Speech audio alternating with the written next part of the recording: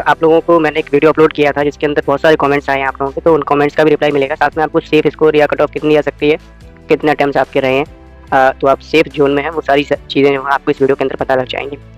Mainly बात कर देते हैं सीजीएल मेंस के लिए। तो मैथ, रीजनिंग, इंग्लिश, जीके और इसके बाद कंप्यूटर, जो कि 2022 से ही ऐड ऑन हुआ है।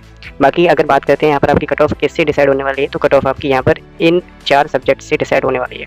और आखिरी में आपकी इसकी भी कट ऑफ लगाई जाती है, जो मैक्सिमम कट ऑफ जाती है कुछ पोस्ट के लिए, वो आपकी लास्ट ईयर गई थी लगभग 27 के आसपास। और बाकी नॉर्मल ये जो मतलब क्वालिफाई तो करना ही होता है आपको, तो उसके लिए लगभग 18 से 19 नंबर की कट ऑफ जो है लास्ट ईयर भी गई थी।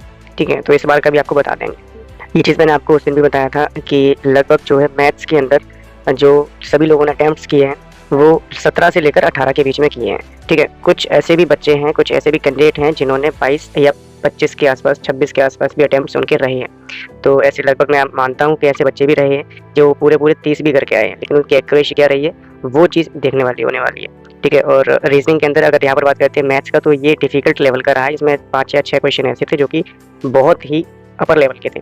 रीजनिंग के अंदर ये पूरा का पूरा डुएबल था, तो यहाँ पर भी बच्चों ने पूरे क्वेश्चन किए हैं, लगभग 28 से 29 क्वेश्चन किए हैं और एक्यूरेसी भी यहाँ पर सही रही है। जीके हमेशा ही आपको बताया कि जीके ही एक ऐसा सब्जेक्ट होता है जो कि डिसाइडिंग फैक्टर आपका होता है, क्योंकि मैथ और रीजनिंग में से एक ना एक सेक्शन ऐसा होता है कि आपका थोड़ा सा टफ लेवल का उनको रखना ही रखना होता है। तो इस बार मैथ्स का था, बहुत कैलकुलेटिव था इस बार मैथ आपका।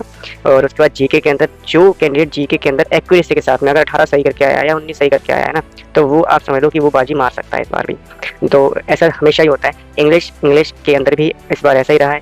तो लगभग 42 से लेकर 43 सवालों तक जो है बहुत सारे लोगों के रहे हैं। तो मैं मानता हूँ कि लगभग 43 से 44 के आसपास आप लोग करके आए हैं। ठीक है, और यहाँ पर भी एक्यूरेसी का बहुत बड़ा रोल रहता है, ये तो आप लोग जानते ही हैं।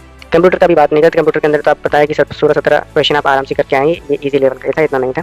बाकी अगर मैथ की बात करते तो ये डिफिकल्ट था, ये इजी टू मॉडरेट था, ये भी इजी टू मॉडरेट था और ये भी आपका मॉडरेट था। जीके के अंदर ऐसे सवाल पूछे गए 2018 की करंट अफेयर इसके अंदर पूछी गई थी, और जो क्वेश्चन पूछने का जो तरीका भी था वो भी बहुत चेंज था। ठीक है, तो मोटा मोटा एक आपको अंदाज़ा बता देता हूँ, बहुत सारे कैंडिडेट, मोस्टली कैंडिडेट जो हैं आपके वो लाई कर रहे हैं 115 से लेकर 120 के बीच में, 115 से लेकर 120 क्वेश्चंस अटेम्प्ट किए उन्होंने।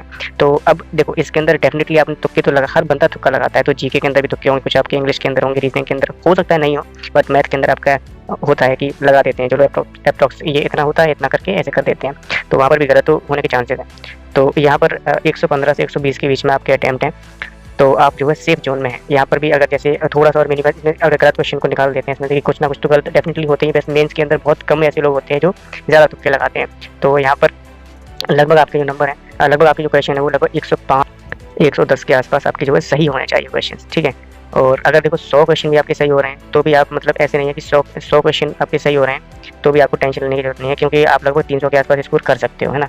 तो वो है, और जिन लोगों के 100 क्वेश्चन भी सही नहीं हो रहे हैं या 300 के आसपास नंबर आपके नहीं बन रहे हैं, अभी आप रोज चेक कर रहे होगे, तो आप भाई देखो डेंजर जोन में तो हो ही हो, क्योंकि ऐसे आपको पता है कि वैकेंसी इस बार बहुत कम है ना। अब बात करते हैं कि आंसर की आप जब तक आ जाएगी तो आंसर की बहुत जल्द आ जाएगी।